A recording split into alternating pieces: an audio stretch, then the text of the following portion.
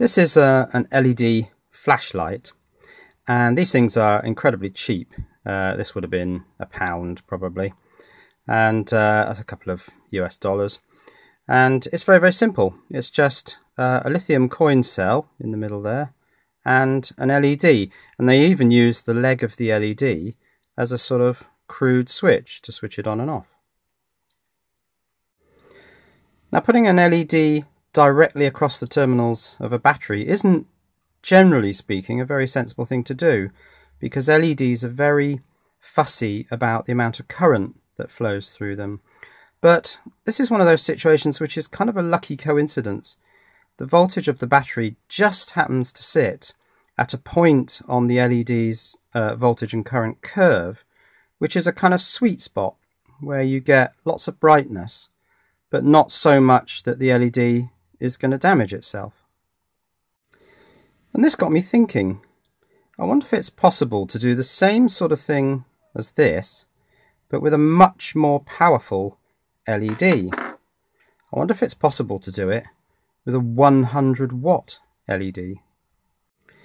Now, this is one of the most powerful LEDs you can buy at a reasonable price. And the price of this 100-watt LED has been falling quite a lot in recent months.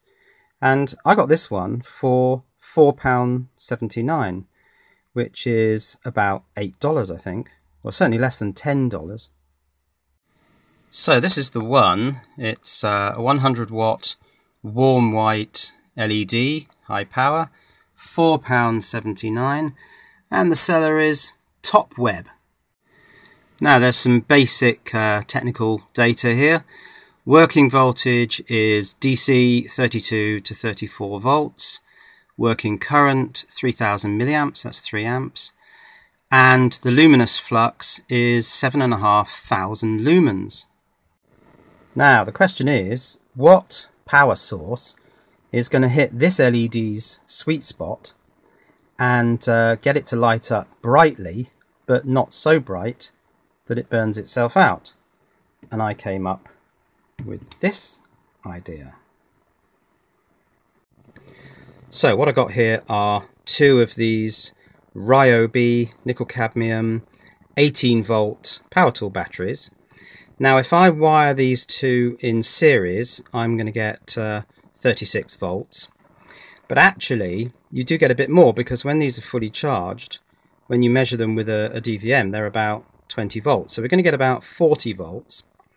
But if I draw a fair bit of current from these batteries, I'm hoping that that voltage will drop and drop down into the sweet spot for this LED.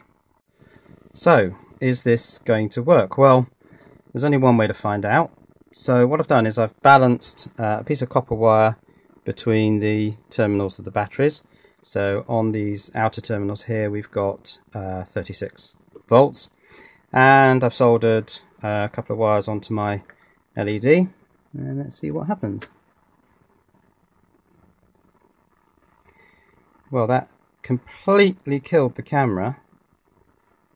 Is it going to come back? I don't know. So fortunately the camera survived that, but I'm just going to do it again with it not pointing directly at the lens, so that you can see that it does actually work. I've switched it all around the other way around this time, but here we go. And there it is, the LED comes on. Now, the LED gets extremely hot very, very quickly, so you can only put it on for a couple of seconds. And now if I touch the back of the LED, oh yeah, that's far too hot to touch. So it's going to need some sort of heatsink. So yeah, it seems that you can connect a 100-watt LED directly across the terminals of two 18-volt nickel-cadmium power tool batteries. So now I'm going to build the world's cheapest 100-watt LED flashlight. So what do we need? Well, a piece of wood, which I've cut 2 holes in, shaped to fit over the two batteries, so they're kind of locked together. Piece of metal here, which was in a skip outside a engineering company. I've cut some holes in that and mounted the LED onto it. Now that will work as a kind of heatsink It won't do much, but it will mean that instead of turning the LED on for about 2 seconds, I should be able to turn it on for 10 or 20 seconds. And I've got this reel of twin and earth mains cable, which I'm going to strip back and use the copper wire to make little connectors for the batteries as they push through the holes in the piece of wood.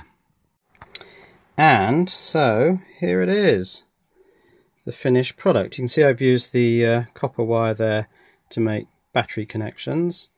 There's the bracket with the LED on it. Now I'm calling this my $10 100-watt LED flashlight. Of course, at that price, batteries are most definitely not included. Anyway, let's put the batteries in and see what we get. So I have to push this down onto the batteries so that the connections make contact. I can't really do that one-handed, so I'll finish that off. So there it is with the batteries installed. I've loosened one of the copper wires so I can use that as a switch. So press that and the flashlight comes on, and you can see that's the finished 100-watt LED flashlight.